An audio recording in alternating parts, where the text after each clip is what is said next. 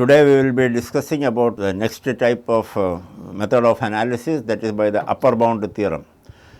This comes under the bound theorems. There are basically two bound theorems. One is the upper bound theorem and another is the lower bound theorem.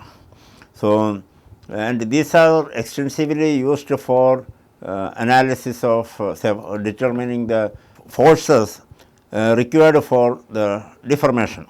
If you look at the solutions to the boundary value problems, in elasticity theory, from elasticity theory point of view, the solutions to the boundary value problems can be obtained using the principles of minimum potential energy and or the minimum complementary energy. So, that is how they have. So, and most of the case it is well established. You have good relationships by which you can determine the stresses or forces which are necessary for that.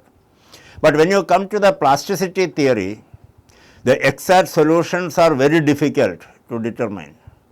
Since these exact solutions must be both statically and kinematically admissible. So, this is the main problem. So, in plasticity theory, so exact solutions are very difficult when you look at these requirements. And by statically admissible stress field, so when you talk about, it is the field where the stress field which satisfy the equations of stress equilibrium, it satisfies the stress boundary conditions and nowhere it violates the yield criteria. So, that is what is called a statically admissible stress field. Now, by kinematically admissible means that they must be geometrically self consistent, that is, the deformation mode or the velocity field satisfies the velocity boundary conditions, and it also should satisfy the strain rate and velocity compatibility conditions. So, these two conditions are, if it is met, then you say it is a kinematically admissible field. Now, any of these, whether it is lower bound or upper bound theorem, they can be used at arriving the solutions for which are necessary for solutions of problems of practical interest. And these theorems arrive at forces that are higher or lower than the exact solutions, and by integration of differential equations, these theorems provide a way for a simple way of arriving at solutions. That is the biggest advantage of this. Okay. So, when you look at, though in this lecture I am not going into depth, I am not going to discuss about lower bound theorem, but while using the lower bound theorem, the geometric self consistencies are being ignored. However, they will have to satisfy the stress equilibrium criteria and stress boundary conditions, which is necessary for the lower bound theorem. And the forces which are determined by lower bound theorem are either they are correct or correct to the actual load, or they are lower than the actual load. So, that way it is basically it is useful for safe design of structures, because whatever you are going to get, it is lower than the actual load. So, based on that, if you do it, you will find that at nowhere it violates the yield criteria, and your load is always lower, so that it is very safe for use. And when you talk about that in a general way, I will just tell here, suppose this is a body which is shown here is a body having a volume V and a total surface area is S, total surface area is S, and a traction Ti, if you are applying at this point traction Ti on the on a specified part of the surface, say let us say some part St, if you are applying here a traction, when you are applying this traction here, a surface displacement increment is just taking place. So, we can say that a prescribed what is a surface displacement increment dui is coming into picture here on this part of that SU of the total surface S. Okay. And if the stress field in the body due to this surface traction or the force which you are applying on the surface, if it induces a stress, okay, and the stress field we can represent as sigma ij star, then under the conditions of equilibrium the work done can be in a general way written as integral over S Ti dui ds is equal to integral over V sigma ij d epsilon ij dV, where epsilon ij is the stress field inside the body due to it, and V is the volume, and epsilon ij is the rate of velocity increment, okay, strain increment, sorry. It is a strain increment in the body, and these are the force due to it. So, it induces. So, by equating these two things, we can find out the forces which are necessary. So, let us come to this upper bound theorem. The upper bound theorem, as we discussed, is based on the geometric self consistency, and it should satisfy the yield criteria, and but in this case the conditions of satisfying equilibrium are not considered. So, that is one figure. So, it is not necessary that equilibrium conditions has to be satisfied, whereas this geometric self consistency it should meet, and it should satisfy the yield criteria. So, these two things are necessary for this upper bound theorem. The upper bound theorem states that at any estimate of the forces to deform a body obtained by equating the rate of internal energy dissipation to the external forces will be equal to or be greater than the actual force, is the other way of opposite to the lower bound theorem.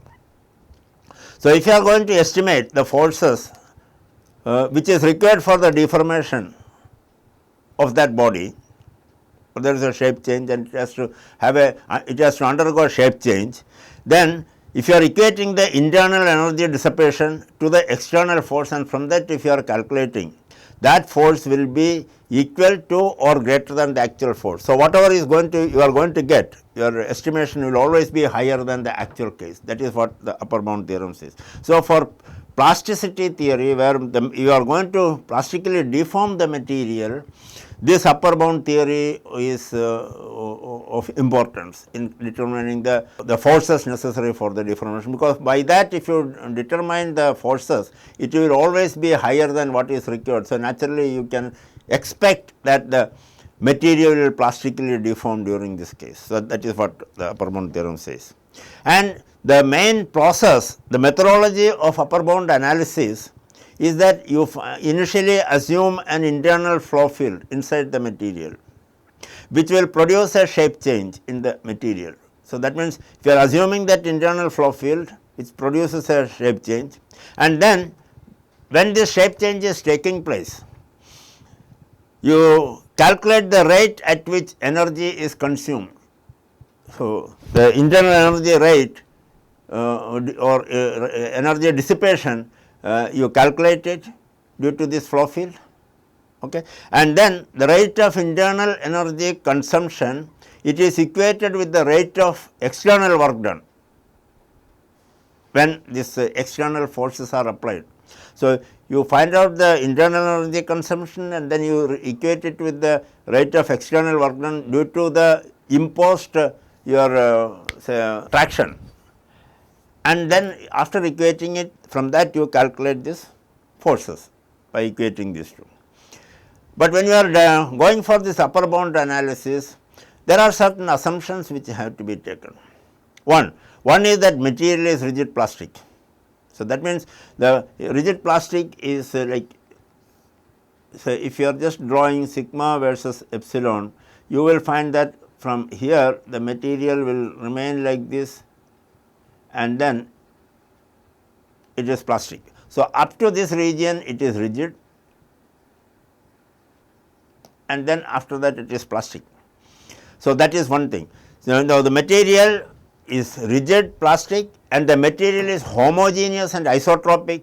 So, anisotropy generally is not considered in upper bound theorem or upper bound analysis, and there is no strain hardening. So, we are ignoring the strain hardening. So, that is why we are saying this is just a theoretical case which we are taking, rigid plastic, though it deviates from the actual case to a great extent. The analysis is fairly accurate by the upper bound analysis for plasticity studies. And during this deformation, because when you are trying to deform a material, you have to use some tools to apply the forces and other things, okay. And there may be constraint also for the material to flow. So, all those things are coming. So, naturally what happens is that it is going to be in contact with some sort of die. Okay. So, at the die workpiece material, there is at the interface region there is no friction. This is major thing which people assume is that friction is neglected, or if friction is assumed, then it is sticking friction with profiles rather than the columns friction. Okay. So, interfaces are either frictionless or sticking friction prevails. And in most of the case, upper bound analysis is in the simplest form, it uses only the 3-dimensional cases, that is the plane strain conditions, that is what it is generally assuming. And in this upper bound analysis, because the material is rigid plastic, the deformation is occurring by a shear on a few discrete planes, not entire plane. So, along certain planes only this is happening. So, everywhere else, all other places, you are assuming that material is a rigid block, and the block as such it is moving along certain discrete interfaces. That is what it is along certain discrete planes. So, that is another assumption which is there. In spite of these assumptions which are moving away from the actual case, but still upper bound analysis gives fairly good result for practical application, especially when you are dealing with plasticity theory. So, when you just come in the upper bound analysis, you are assuming that okay, say in this body, suppose the actual displacement increment is dui, which is there, and if you assume a different displacement increment dui, which is prescribed on some area on the surface SU, applied on the surface. So, such that assume a different displacement increment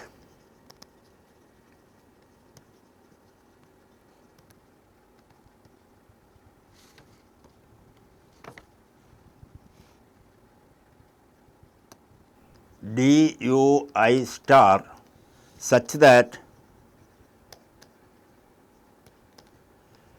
dui is equal to dui star on the surface SU, a part of the surface SU. And this both the fields are required to fulfill the incompressibility criteria. When you are assuming that there is a plastic deformation, one of the major assumption which you assume is that the material is incompressible. So, the volume remains constant. So, constant volume relationship is mentioned, that is for both the fields fulfill the incompressibility criteria.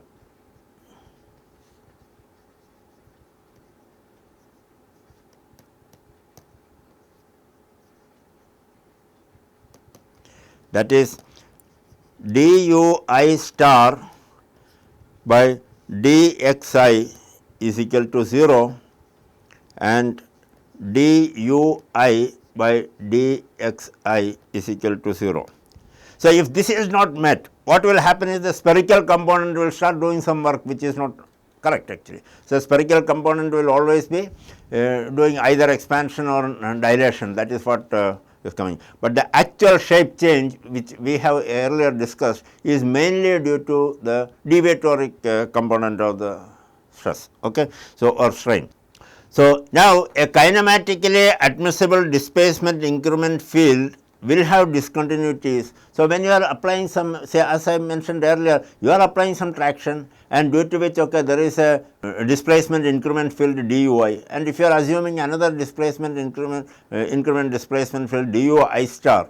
So, and then we are trying to do that, but when you are doing it, when the material is deforming, see there will be discontinuities, okay, in the tangential component along certain directions, along certain surfaces. Let us say along the surface SD star, there is some tangential discontinuity which is taking place, tangential components of the discontinuities in tangential component is taking place. Okay. Though tangential components are there, discontinuities are there along certain direction, you can find out the tangential component, but the normal component must be the same on other side, in the region where it is deforming and in the region which is not deforming. So, there this normal component of the displacement increment should be same. Okay. So, that is what when you are doing the kinematic studies and other things, that means the velocity of flow when you are discussing with that should be the same. Now, let us denote that d epsilon I j star is the plastic increment, is the assumed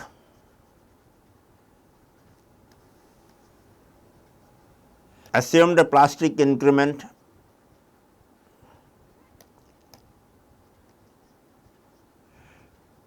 derived from your prescribed displacement increment field du I star. Okay. And if you apply the principle of virtual work to the kinematically admissible displacement increment field and the actual stress field sigma ij, we get that integral over S T I du I ds is equal to integral over V sigma I j star dV is equal to the sum of sigma over integral S d into q into du star into ds d star. Okay.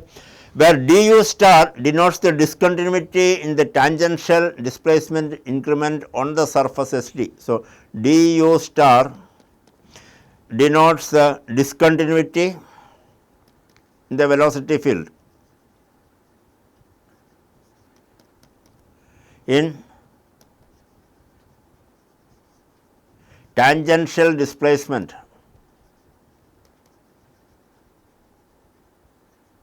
increment on surface S d star for the kinematically admissible displacement increment field, and Q is the shearing stress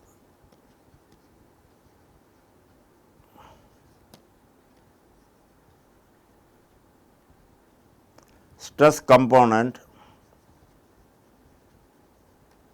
of sigma I j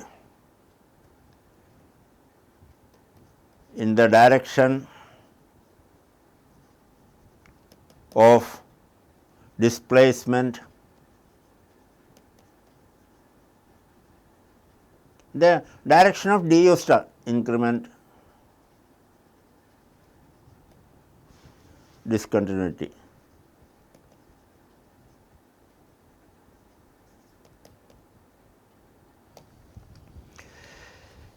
Now, if you look at the principle of maximum work dissipation, the principle of maximum work dissipation states that any rigid perfectly plastic material, any rigid perfectly plastic material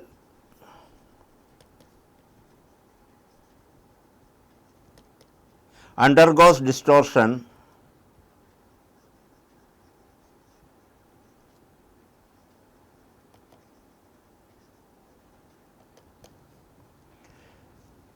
or deformation in such a way as to cause maximum dissipation of energy.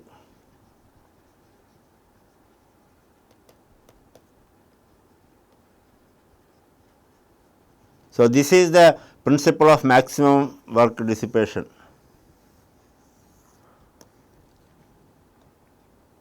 So, if you say that sigma I j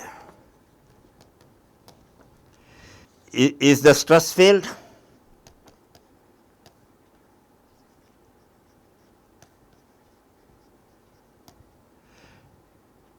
derived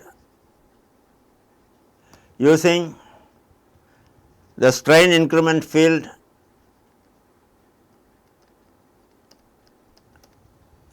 then we can write V into sigma I j star minus sigma I j into d epsilon I j star dV is always greater than or equal to 0, where this is the actual stress field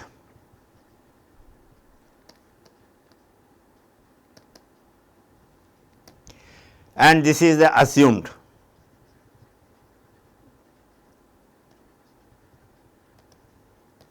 Or you can say that always the assumed stress field, if you just expand it and bring this term onto the right side, you will find that always the assumed the work done by the assumed stress field is always higher than that of the actual stress field. That is one thing. This is the plastic potential, concept of plastic potential from the strain increment field is d epsilon I j star if you do. So, if you apply this to the first equation, so you can write it that integral over S T I d u I d s is less than or equal to integral over V sigma I j star d epsilon I j star dV plus summation over integral S d into K, where is the shear yield stress K into d u star into d S d star. Okay. This is the, we can write this equation based on this. Okay. So, in this case where K is your shear yield stress of the material, okay, and since normal case K is greater than Q, so that is why we are getting this relationship, and this term we can write it in this form, that this is the total surface T I d u I d s can be written in terms of two component over S u T I d u I d s u plus integral over the remaining part total S t, that is T I into d u I star into d s t d. So, that we can write. So, that if you just substitute into this one, you will end up with this integral over S u T I d u I d s u is less than or equal to integral over the volume sigma I j star d epsilon I j star dV plus sigma or integral over S d K d u star d s d star minus integral over S t surface T T I d u I star d s t. So, you are getting this relationship. So, in this you should understand that this term which is coming. So, here the du star denotes the, as we mentioned, discontinuity in tangential displacement increment on a surface d s d star, which can be the internal part inside the material, where it is going to the deformation is taking place along some discrete planes. That is what we have mentioned. Now, for achieving the final shape and the final size, the material may have to undergo a shape change along more than one directions, okay, or more than one planes. That is why that summation is taking place. If multiple planes are there along with deformation is taking place, or tangential velocity discontinuity is there place. So, you have to add the energy, that is the internal energy generation or dissipation through all those things. So, that is why it is the summation is written. Now, in the same thing, assuming that plane strain condition. So, I am not going to too much depth in that planes, because we will with a practical situation we will just discuss with that case following this. So, that is why assuming the plane strain conditions,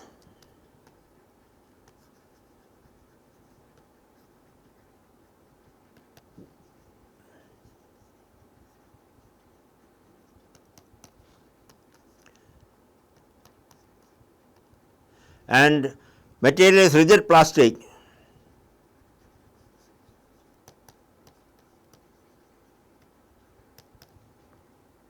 that is where the material consists of rigid blocks of material separated by lines of tangential displacement discontinuity, then the same the equation will you can write it as integral over SU, finally it will end up with the Ti dui ds is always less than or equal to say sigma over integral SD star K du star into S d S d star. So, we can arrive at this relationship and then do that. Okay. So, here this term on the right hand side you will find that that multiple tangential discontinuity, if it is taking place, then you have to add it. If it is only one will come. So, let us just see that upper bound theorem in under plane strain condition. Let us just discuss one case. See, in this the figure it shows that a material during the plastic deformation, if the material is rigid and it is represented by ABCD, which is shown here, ABCD is there moving, it is moving horizontally with a unit speed, okay, or unit velocity towards the right, and AD you assume a line XX such that AD is parallel to XX, and when it passes through this element of the rigid material, when it passes through this plane XX, because this is the plane XX, though here it is showing as a line. So, when it passes through the plane XX, due to some constraint, maybe a constraint may be your dye material or some other things, due to some constraint there is a change in the direction of movement. So, metal when it is flowing in the plastic region, when it is flowing from left to right and when it crosses a certain plane, you will find that there is a change in the direction with which and so finally, the material will be moving with a different velocity V2 and which is inclined at an angle of alpha to the initial horizontal direction. Okay. This is the case we are going to assume. Okay. So, in this case what happened when it crosses this plane XX, this the shape of this ABCD, the element ABCD, there is a shape change in this switch segment and it ends up with a shape A dash, B dash, C dash, D dash, and this happens by internal shearing of the material. So, shear yield strength is very important in this case. So, it happens by internal shearing. Now, for this particular case, let us draw the velocity diagram. So, because for this to be kinematically satisfied, admissible, then we have to draw the velocity diagram, which is called as a hodograph. So, let us see that the absolute velocity, initial velocity, it is moving with a unit velocity. So, you can just start with the origin O and then let us give to some scale of the velocity, you draw a unit velocity with the 1. Okay. So, this is that value. Now, this horizontal component of the this horizontal velocity with which it is moving before it reaches this plane XS, it will have two components. One is a component which is parallel to the XX, that is a tangential component which is parallel to your XX, and another which is normal to the XS. It is the tangential component which causes the shape change, because that is the discontinuity, velocity discontinuity which is taking place. So, we can say that the normal component is Vp and the other case it is V A. So, let me just say this is V A. So, that means V A is parallel to x x and V P is perpendicular to x s. Now, the thing is that after this, let us see what is happening at the exit side. So, the velocity changes. So, both in magnitude as well as in direction. So, in this case the direction is along this direction parallel to this, what we show is as V 2. So, from O let us draw a line which is parallel to this V 2. We do not know what is that value. Okay. And then since the condition of constant volume is to be adhered, the V P should be, that means the normal component of the velocity before it passes the plane x x and after it passes the plane x s, this should be the same. If there is a difference, it will do work. So, that is why. So, since for the volume constancy relationship to be maintained, or the constant volume relationship is to be maintained, then this V P should be the same for both this case. So, in the second case at the exit you will find that okay, this is the thing. So, tangential component at the exit also will be there parallel to that. So, that will be from here to here. So, you just draw a line parallel to V 2, parallel to the tangential component, tangential to your x I. So, it both these, so the V A produced, it will reach at what you call it as V B. So, you get the V B. When these two meet, V B you are going to get it. Now, the intersection of this line of V A produced with this V 2, this is your V 2, will be the terminating point of the final velocity V 2. Okay. So, the velocity discontinuity, what you are going to get, tangential to a line say V B, say you can tell that as U, this is your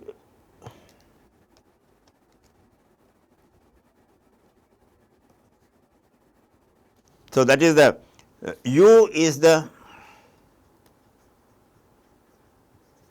velocity discontinuity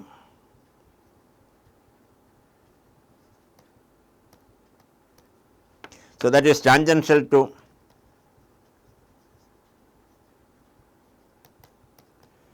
x x. Say we can say that say U x x, we can put it like that. Okay.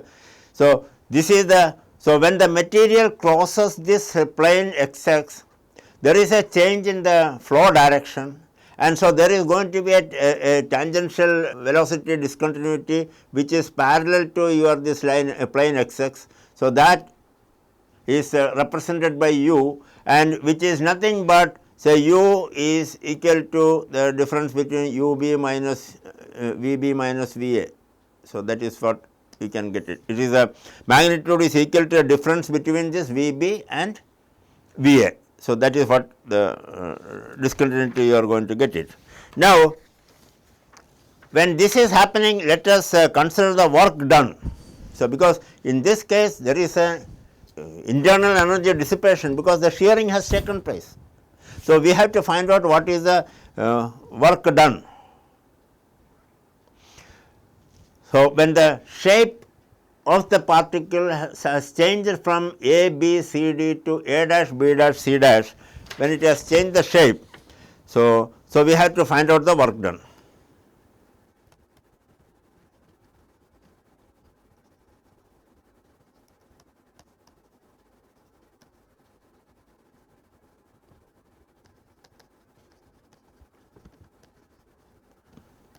A, B, C, D to A dash, B dash, C dash, D dash.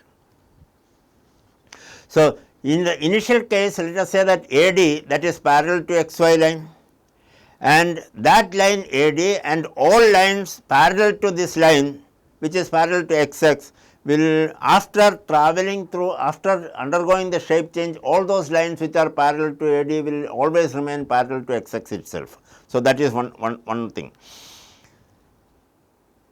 So, if you in this below figure, you say that this is the ABCD which you have drawn ABCD, and then this shape also you superimpose it.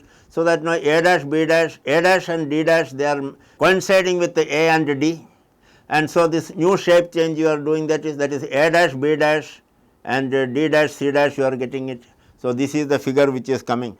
So, in this case, if K is the shear yield strength,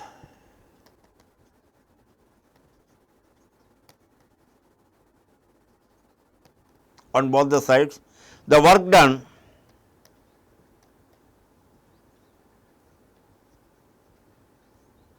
is equal to, due to shearing, we can say K into B C into C C dash.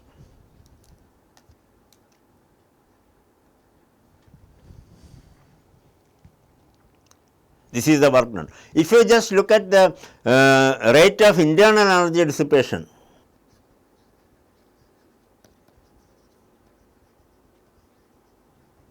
rate of internal energy dissipation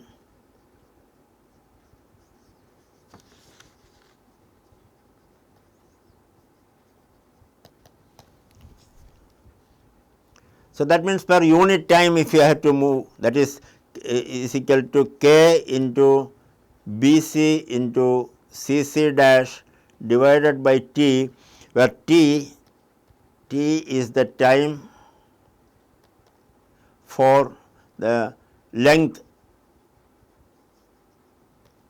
D C to cross line x x. That means it is a velocity. So, if you are assuming unit velocity, then it becomes much easier. Okay. So, since you are using this unit speed now, so that means rate at which the CD crosses this line. So, that is the time which is coming. So, if it is a unit time, then it will be much easier. Okay. So, if the block is moving with a unit speed, then the internal energy for a unit speed, if block moves with a unit speed,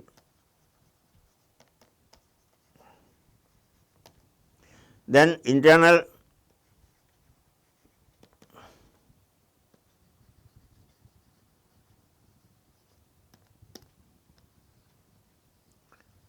energy dissipation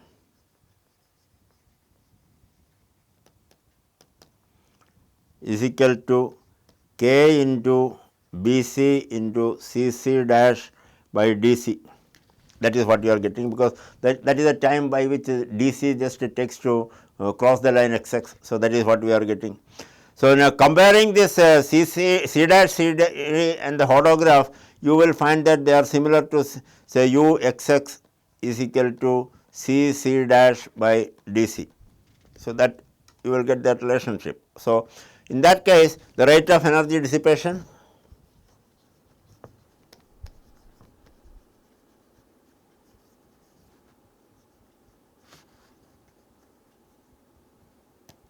which also can be written as dW by dt, where W is the work done, is equal to K into BC into CC dash by T is equal to K into BC into CC dash by DC.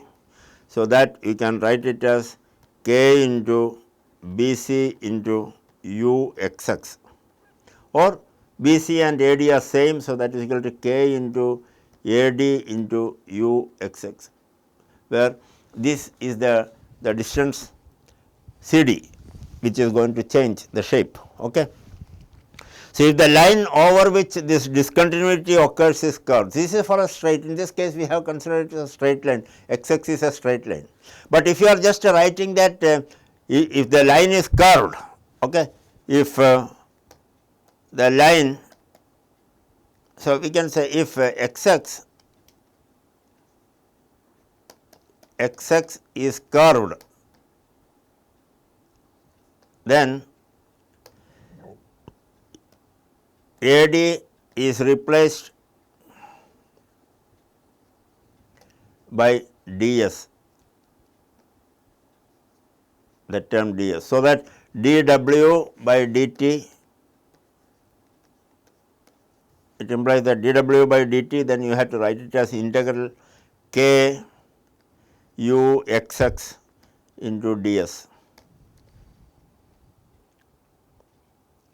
So, if it is if a line x x is straight, then d w by dt is equal to k into u x x into s, where s is the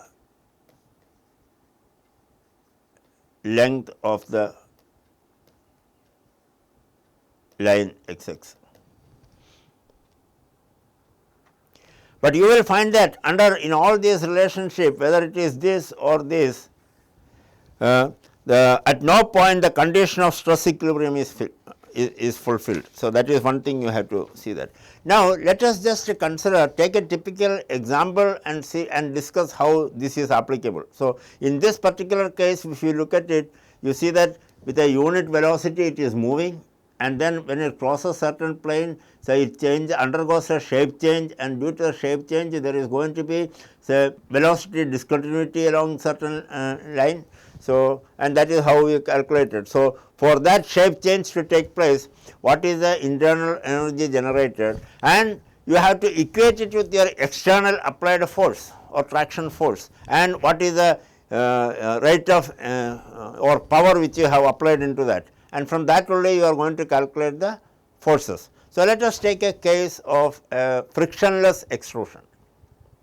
So, here since it is a slab method, if you just slab extrusion, if you assume a slab extrusion, a rectangular block if you are extruding for the theoretical purpose. So, here this is the die and this is the workpiece material. So, this is your die and this is the workpiece material.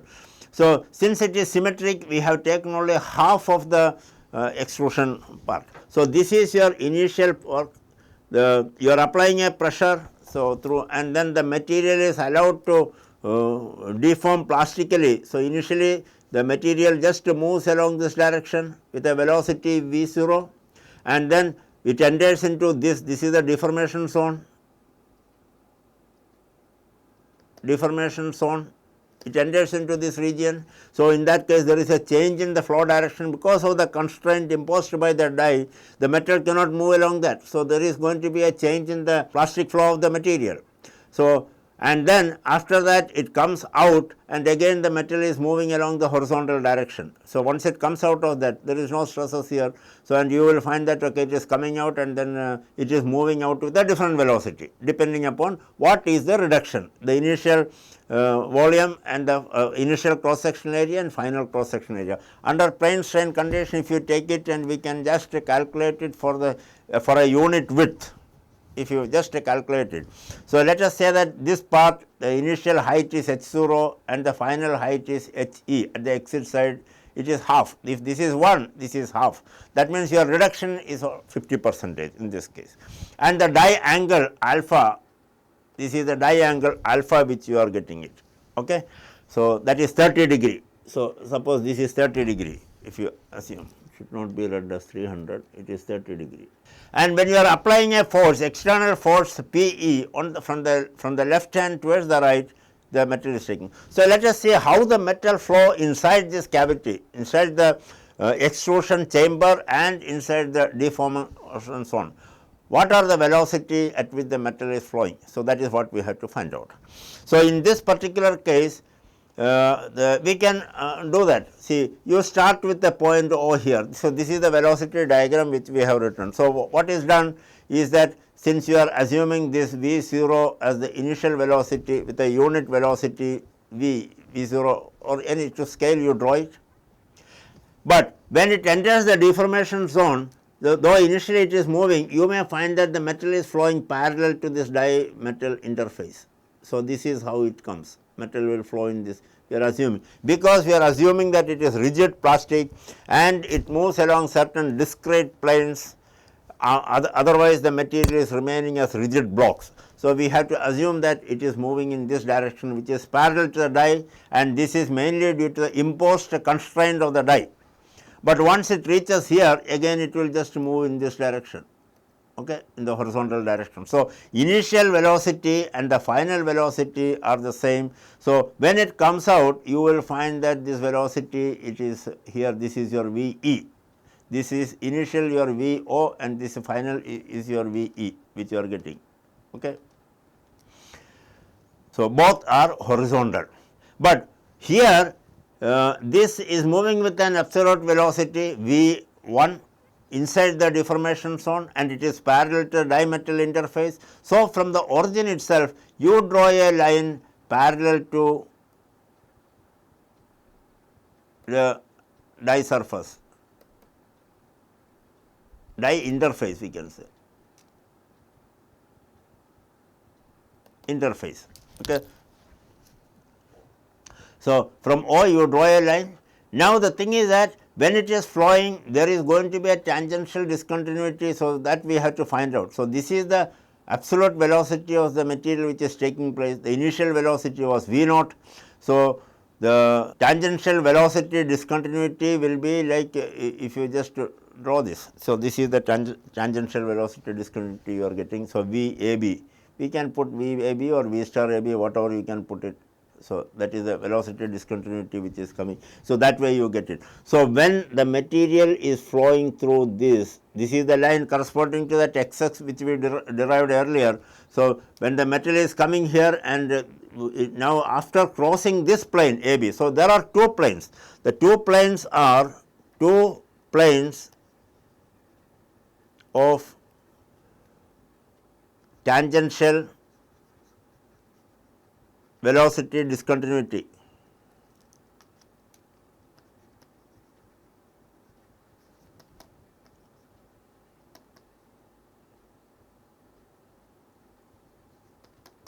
Are A B and B C. So, when it crosses A B,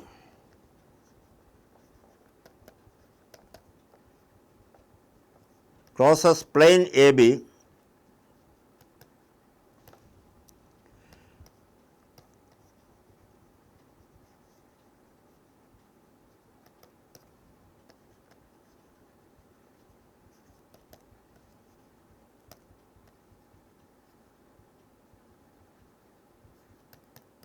discontinuity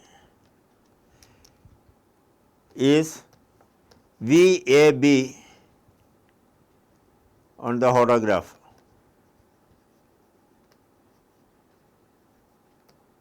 Similarly, across plane B C, it is V B C, which you can do that because the outlet velocity is much higher. So, in this case it will be, we can get the exit velocity V E, and from here to here if you cross that you will get the V B C. So, these two things we can determine from this velocity discontinuity diagram. Okay. Now, the rate of internal work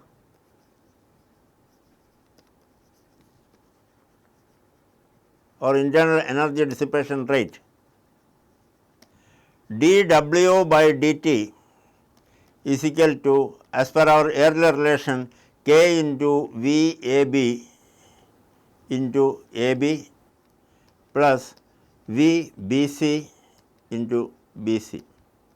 So, where A B and B C are the lengths A B and B C here, this is the V A B. So, you have to, so if you draw this you can get it. You can also either you draw this hodograph and from this you to some scale you draw it, and from this figure you get this A B and B C as well as V A B and V B C, or you can, once you get the hodogram, you can just either physically you measure it, or the other way is that it is easier to, by analytical method you can get it. So, that is another thing. So, in this case now if you look at, this is the H 0 is equal to 1. So, you can get the P 0 by 2 K, P E by 2 K is what you have to calculate, P E by 2 K. So, you can evaluate it analytically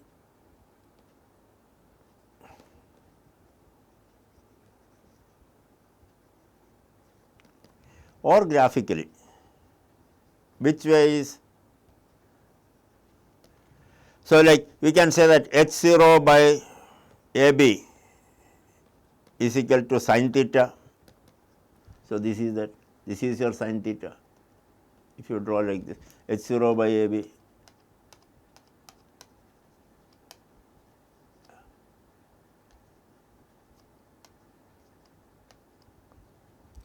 And similarly, h e by b c is equal to sin phi. So, this is your sin phi and sin theta. So, from this relationship, and for a 50% reduction, that means h e is equal to half. So, your velocity v will be very high. So, for that purpose, what you can do is that with the 50 percentage reduction and die angle of 30 degree using the law of sines,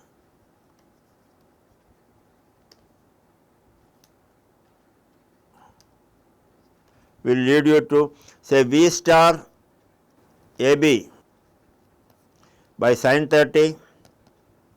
From the geometry you can get it V 0 by sin theta minus 30 or V star A B by V naught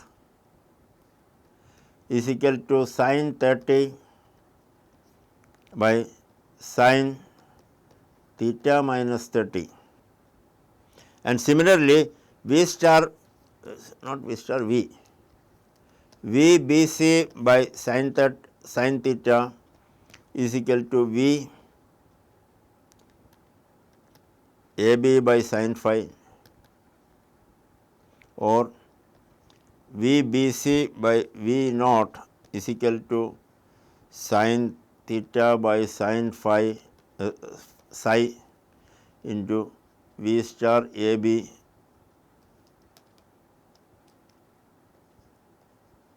V A B by V naught. So, this way you can calculate it, and if theta is equal to 90, if theta is equal to 90 degree, V star A B by V naught is equal to say 0.577, and for psi is equal to 30 degree, V B C by V naught is equal to sin 90 by sin 30 into V A B by V naught. Okay. V A B by V naught into that is equal to 0.577. So, that is equal to 1.154 you are getting. So, therefore, P exit by 2k is equal to summation. So, that means you will get it at it is 0.577 plus 1.154 divided by 2, that is equal to 0.866, because this 2 is coming here. Okay. So, because you are getting P is equal to say k into okay, rate of internal work is there, rate of external work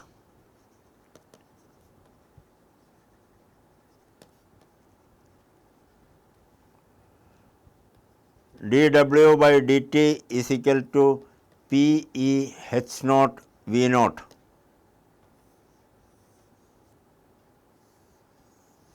So, this should come here. Okay. So, H naught V naught. So, that from that we can say P E by 2 k we can calculate. So, this is 1 and this is 2. So, equate 1 and 2. 1 and 2 and determine P E by 2 k. So, P E by 2 k is equal to 1 by 2 H naught V naught into V star A B into A B plus V star B C into B C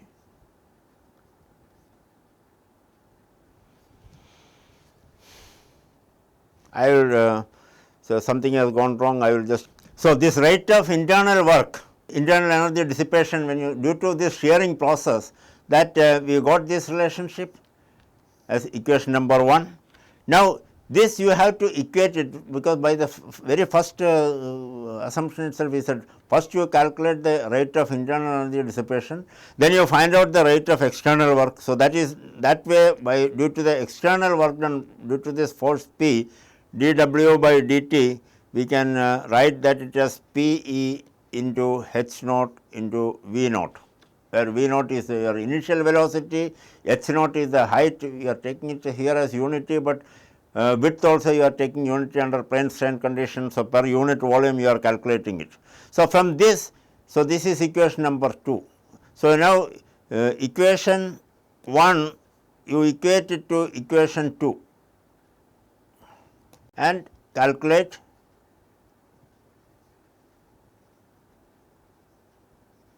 the external force P E which is required for the deformation. So, that means we can say by non-dimensionless value you can say P E by 2 K. So, that is P E or pressure, you can say P E by 2 K, not force, it is a pressure.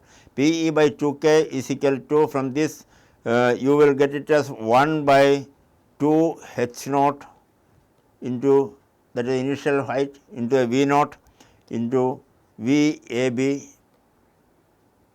into A B, that the length A B here in the figure, plus V B C into the length B C of your physical diagram, upper figure.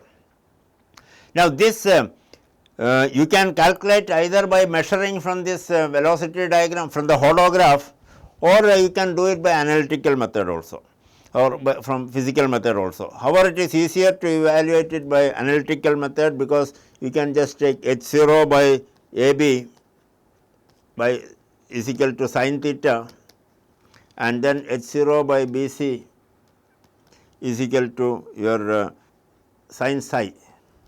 Okay. So, from that if you do it for a 50% reduction and semi die angle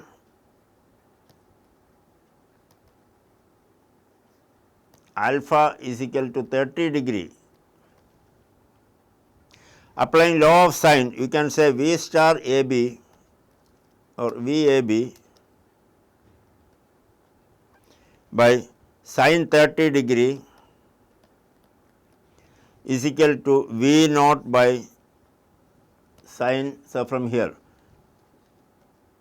V naught by sin theta minus 30 degree, or you can say that V A B by V naught is equal to sin 30 degree by sin theta minus 30, and V B C by sin theta is equal to V A B by sin phi. Because it is a tangential velocity discontinuity, we have to always put V star A B and V star B C, but I am not using it here for simplicity in this one, but actual case it should be there. Okay. So, that means here now you will get V star V B C by V 0 is equal to sin theta by sin psi into V A B by V 0. Now, the magnitude of this the value of P E by 2 K, it depends upon theta value. So, that is there actually. So, you are arbitrarily choosing this inclination. Okay. It can maybe from here to here, it can be there, it can be here. So, like that you can assume different inclination theta value. So, for each value you will get a different value. Maybe now you may have to assume that at which case it is the minimum value which it gives, because as per the law of nature itself, no, it will always take that path at which energy is minimum. So, that is also there. So, in that case, no, so you may have to determine for different values of theta and then determine it. So, you can, it is a question of optimization also or minimization problem also, but maybe let us assume one particular case. If theta is equal to 90 degree, so assume if theta is equal to 90 degree, so that means it is vertical this one. There will be say what you call it as a dead metal zone and other things may come. Say theta is equal to 90 degree means it will be like this. The die will be like this, straight, and metal which is coming, it will just flow like this. Internal shearing is taking place. Okay. This will be the dead metal zone which you will find here also. That in the in actual case, theoretically, okay, you can always take it as theta is equal to 90 degree. Okay. So, if theta is equal to 90 degree, then AB by V 0 is equal to sin 30 by sin 60, and that is equal to 0.577. Similarly, VBC by V 0 is equal to sin 90 by sin 30 into 0.577, and if AB is equal to BC is equal to H 0, if you take it, that means it will be vertical. Okay. Therefore, P by PE by 2K is equal to 0.577